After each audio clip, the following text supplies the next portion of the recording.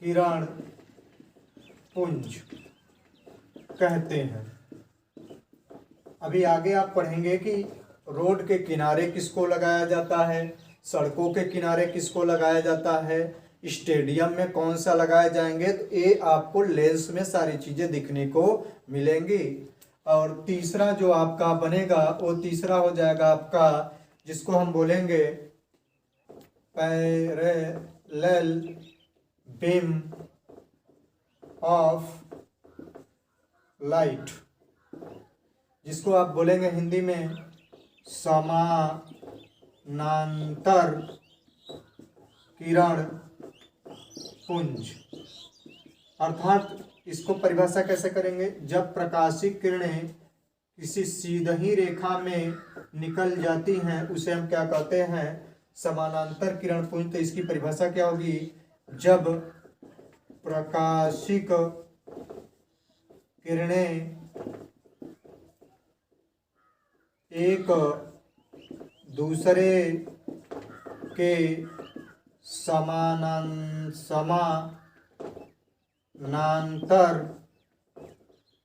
चलती हैं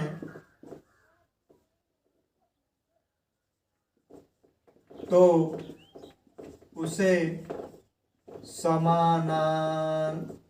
इसको हिंदी थोड़ा देख लीजिएगा, समानांतर किरण पुंज कहते हैं।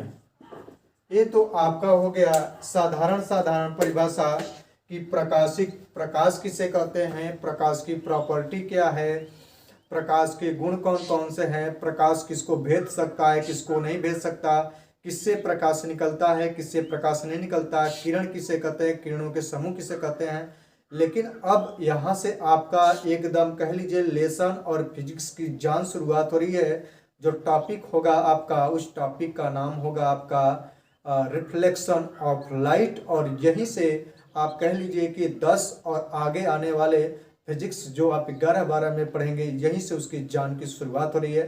तो बहुत सावधानी से और ध्यानपूर्वक इसको समझते हुए देखिएगा। हम उम्मीद आपसे यही करते हैं कि आप पूरा वीडियो देखते हैं तो आपको रटना बिल्कुल भी नहीं पड़ेगा, ऐसे डेफिनेशन हम देख रहे हैं, उम्मीद यही है हमारी। अब आपको कैसा लगता है कमेंट में एक बार जरूर बताइएगा। अगला यही आपका लेसन जो है उसी का टॉपिक बनेगा, जिसको हम कहेंगे रिफ्लेक्शन ऑफ लाइट, अर्थात हिंदी में कहेंगे प्रकाश का परावर्तन।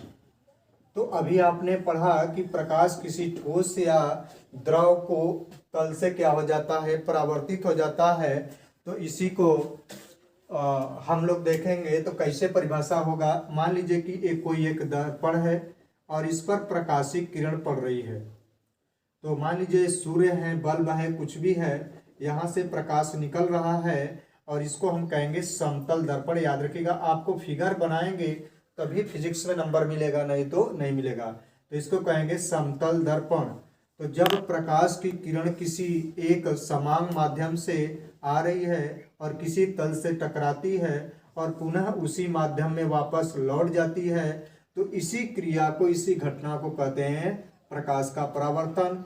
तो यहाँ पर जो किरणें आती हैं उसको कहते हैं इंसिडेंट रे। अंग्रेजी में थोड़ा इसको जरूर जानिएगा, इसको डिनोट करते हैं आई से, और हिंदी में कहते हैं इंसिडेंट मीन्स होता है आपतित किरण, और इसको हम कहते हैं रिफ्लेक्टेड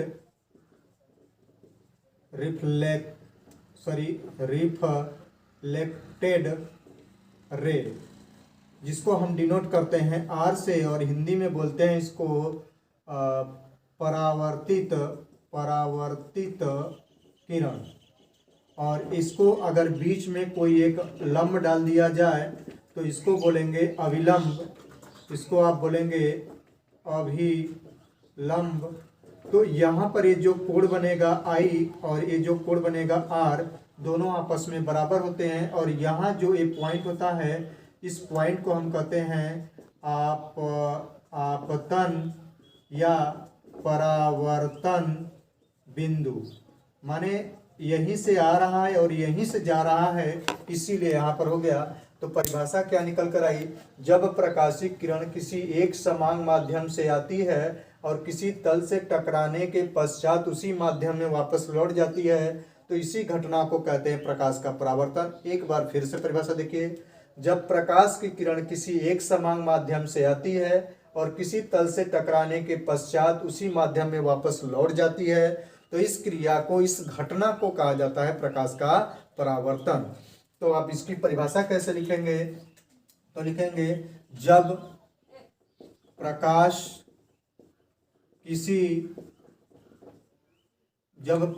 किरणें लिखेगा, जब प्रकाश की किरण किसी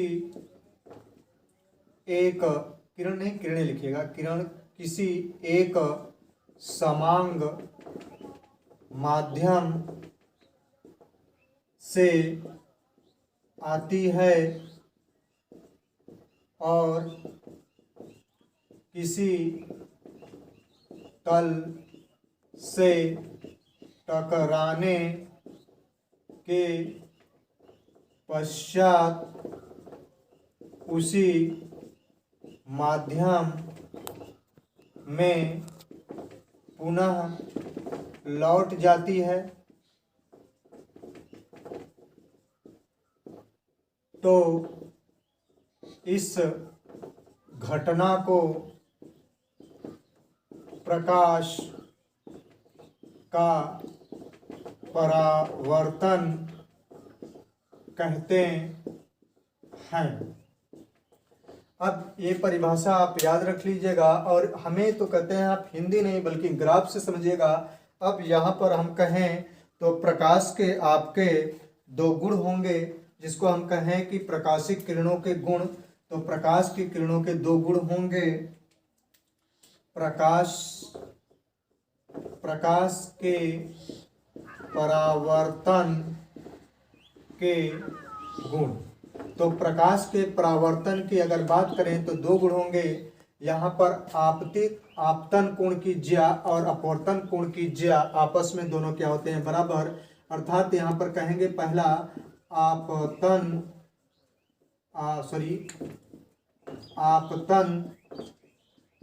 कोण की ज्या और अपवर्तन कोण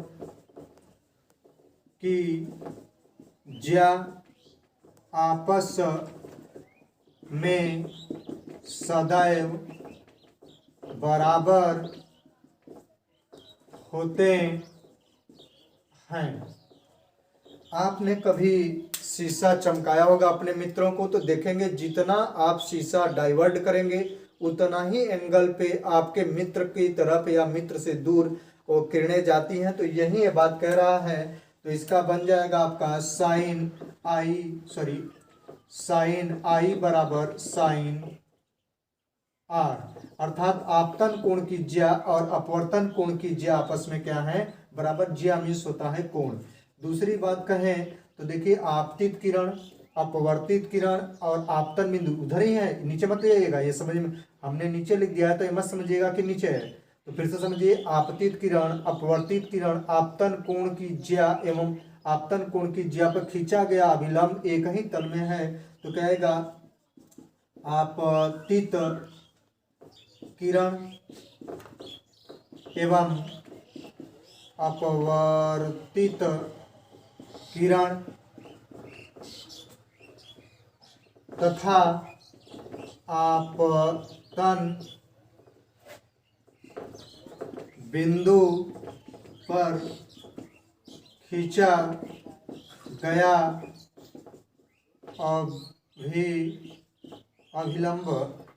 अभिलंब एक ही तल में स्थित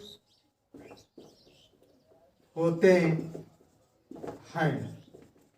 देख लीजिए, इधर कुछ भी नहीं है, यहाँ पर हमने नीचे लिख दिया है, लेकिन ये समझिएगा ये इसी पॉइंट पर है। तो यही ये बात कर रहा है। जो एक परिभाषा है, यह परिभाषा कई बार पूछा गया है। तो ये बेसिक करीब से याद रखिएगा और इसका फोटो आपको ध्यान में रखना पड़ेगा। अगर आपको फोटो याद है तो डेफिनेशन बना लीजिएगा और डेफिनेशन याद है तो इसका ग्राफ आपको बन जाएगा, इसका चित्र आपको बना दिया जाएगा। अब इसके बाद हम पढ़ने चल रहे हैं इसका कॉन्सेप्ट, जहाँ से नियर अबाउट 1 नंबर का सवाल आपका बनेगा, जिसको कहते हैं जब वस्तु कहाँ पर रखी जाए तो उसका प्रतिबिंब कहाँ बनेगा, जब वस्तु यहाँ पर हो तो उसका प्रतिबिंब कहाँ बनेगा। तो इसके बेसिक कॉन्सेप्ट को समझने का अब हम धीरे धीरे क्या कर रहे हैं, प्रयास कर रहे हैं। पढ़ने चल रहे हैं गोली दर्पण। तो आप पढ़ेंगे गोली दर्पण किसे कहते हैं, और गोली दर्पण में 2 भाग पाए जाएंगे, अवतल दर्पण और उत्तल दर्पण। अब यहीं से आपका बेसिक आधार शुरू होने चल रहा है। तो पढ़ने चल रहे हैं गोली दर्पण। हेडिंग क्या है आपका अगला, गोली दर्पण। तो अगर यहाँ पर बात करें गोली दर्पण किसे कहेंगे, तो यहाँ पर हम कहेंगे खोखले गोले के पृष्ठीय भाग को। समझिएगा यहाँ पर क्या कर रहा है, खोखले गोले के पृष्ठीय भाग को, ये जो पृष्ठ है, पृष्ठ मीन्स होता है टुकड़ा, तो खोखले गोले के पृष्ठीय भाग को ही क्या कहा जाता है, गोली दर्पण। और गोली दर्पण में 2 भाग होगा, एक आपका अंदर से जो जाएगा उसको हम कहते हैं, यहाँ से समझिएगा, ये अंदर वाले भाग को हम कहते हैं दबा हुआ, और जो ये ऊपर से है इसको कहेंगे उभरा हुआ। तो ये जो उभरा हुआ है इसको हमको लोग कहते हैं, साधारण भाषा में यहाँ दबा हुआ होता है लेकिन इसको बोलते हैं अवतल दर्पण। और ये जो दबा हुआ खोखले गोले के पृष्ठीय भाग, देखिए यहाँ पर बात हो रहा है पृष्ठीय भाग को गोली दर्पण कहते हैं। अब यहाँ पर बात होगा गोली दर्पण के कितने प्रकार हैं, तो गोली दर्पण के भाग, तो गोली दर्पण के 2 भाग हैं। पहले भाग को हम लोगों ने पढ़ा क्या, दबा हुआ। दूसरे गोले को कहा हमने क्या, उभरा हुआ।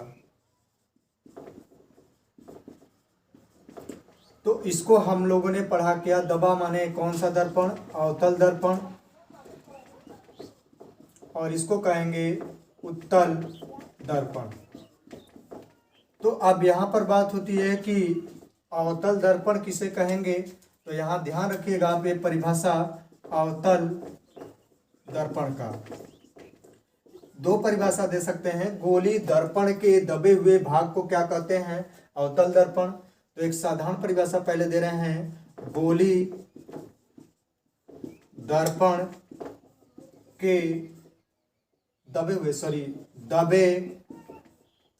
हुए भाग को अवतल दर्पण कहते हैं। या इसकी एक और परिभाषा दे सकते हैं, साइंटिफिक वैज्ञानिक। तो क्या परिभाषा दीजिएगा, तो ऐसे परिभाषा दीजिएगा, खोखले गोले के पृष्ठीय भाग पर, क्योंकि देखिए पृष्ठीय भाग ले रहा है, खोखले गोले के पृष्ठीय भाग पर इस प्रकार से पालिश किया जाए। क्या बोल रहे हैं, खोखले गोले के पृष्ठीय भाग पर इस प्रकार से पालिश किया जाए। ये पालिश आपका होता है, पालिश आपका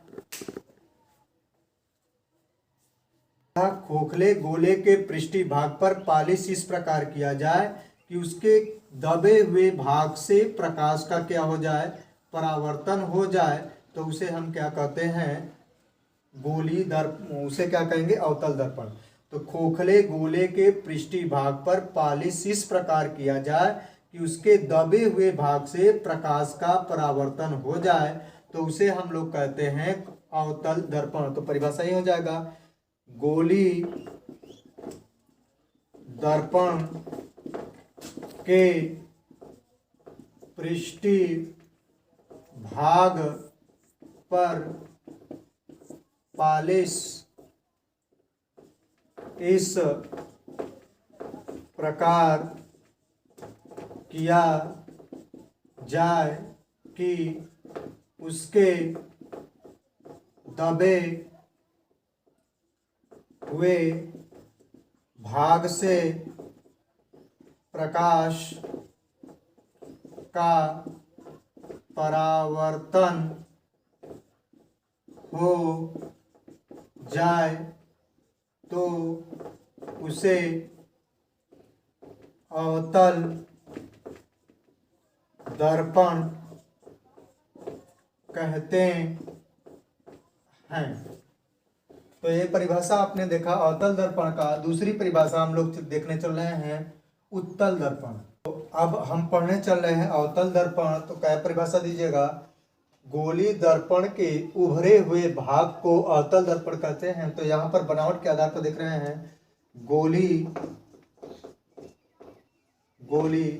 दर्पण के उभरे हुए भाग को अवतल दर्पण कहते हैं। अब साइंटिफिक परिभाषा हम लोग देखने चल रहे हैं। तो साइंटिफिक परिभाषा में क्या हो जाएगा? पहले इसको बनाएं तो यही भाग ले रहे हैं। तो क्या कहेंगे?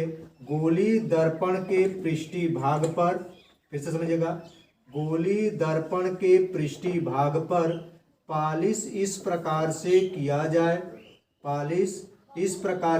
जाए कि उसके उभरे हुए भाग से प्रकाश का परावर्तन हो जाए तो उसे हम कहते हैं उत्तल दर्पण। फिर से समझिए, गोली दर्पण के पृष्ठी भाग पर पालिश इस प्रकार किया जाए कि उसके उभरे हुए भाग से प्रकाश का परावर्तन हो जाए तो उसे अवतल दर्पण कहेंगे। तो यहाँ पर परिभाषा हो जाएगा गोली दर्पण के पृष्ठी भाग पर पालिश इस प्रकार किया जाए कि उसके उभरे हुए भाग से प्रकाश का परावर्तन हो जाए तो उसे उत्तल दर्पण कहते हैं। तो ये हमने देखा कि गोली दर्पण किसे कहते हैं, गोली दर्पण के कितने प्रकार हैं, और दोनों का हमने ग्राफ, फोटो और इसका डेफिनेशन देखा। यहीं से आपका बेसिक शुरुआत हो गया है। बस क्या है गोली दर्पण से संबंधित परिभाषाएं। गोली दर्पण से संबंधित परिभाषाएं। तो गोली दर्पण से संबंधित परिभाषाओं की बात करें तो इसमें निम्न परिभाषाओं को हमको देखना है। पहले को हम कहेंगे ध्रुव, दूसरे को कहेंगे वक्रता केंद्र, तीसरे को कहेंगे वक्रता त्रिज्या, चौथे को कहेंगे आप फोकस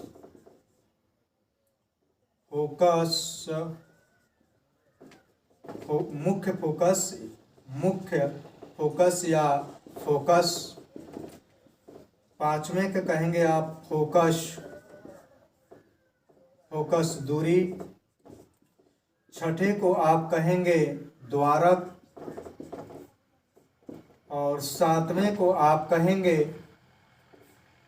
एक और है उसका नाम हम भूल रहे हैं। तो पहले हम पढ़ने चल रहे हैं यहाँ पर फर्स्ट में दर्पण का ध्रुव। तो ध्रुव कैसे कहेंगे, ध्रुव की परिभाषा क्या होगी? तो यहाँ पर फिगर ध्यान से समझिएगा, इसका फिगर कैसे बनेगा। तो फिगर अगर हम बात करें तो यहाँ पर इसका फिगर हो जाएगा कि गोली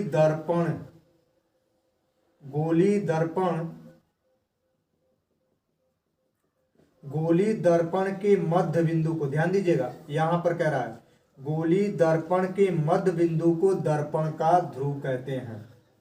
फिर समझिए, गोली दर्पण के मध्य बिंदु को दर्पण का ध्रुव कहते हैं। तो परिभाषा क्या हो जाएगा, गोली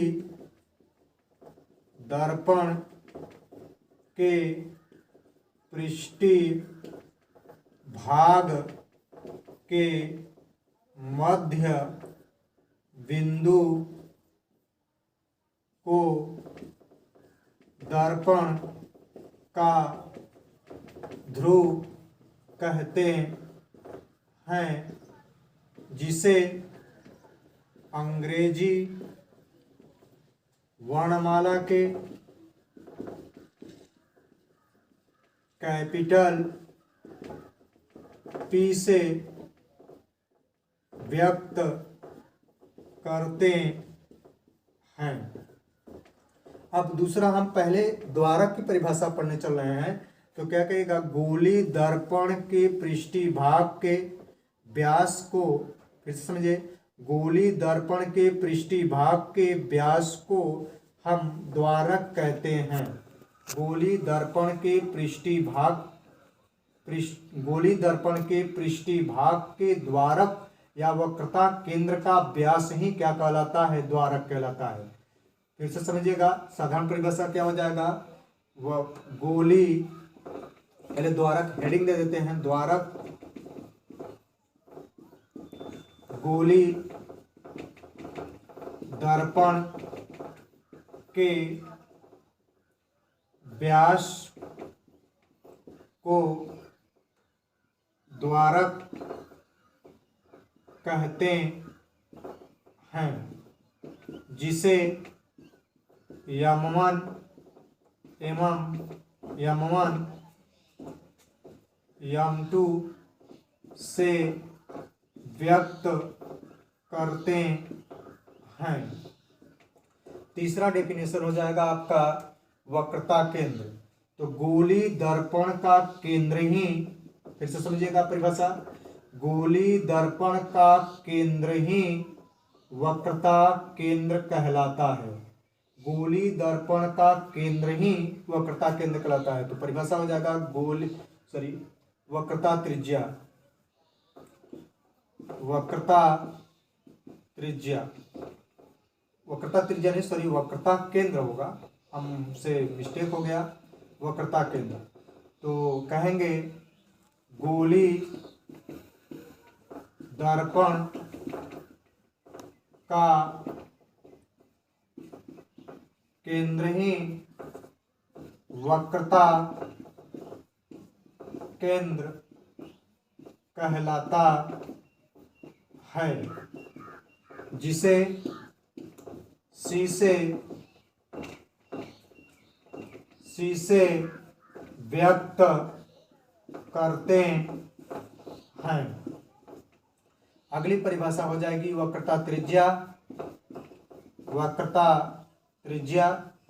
तो वक्रता त्रिज्या क्या हो जाएगी, गोली दर्पण के पृष्ठीय भाग में, गोली दर्पण, इसको यम1 कहेंगे, इसको यम2 कहेंगे, दर्पण का द्वारक होगा, इसको आप पी कहेंगे, ध्रुव। तो गोली दर्पण में समझिएगा, गोली दर्पण के पृष्ठीय भाग में ध्रुव और वक्रता केंद्र, ध्यान समझिएगा, कह रहा है गोली दर्पण के पृष्ठीय भाग में दर्पण के ध्रुव और वक्रता केंद्र के बीच की लंबाई को क्या कहा जाता है, वक्रता त्रिज्या। तो कह रहा है गोली दर्पण के पृष्ठीय भाग में दर्पण के ध्रुव और वक्रता केंद्र के बीच की लंबाई को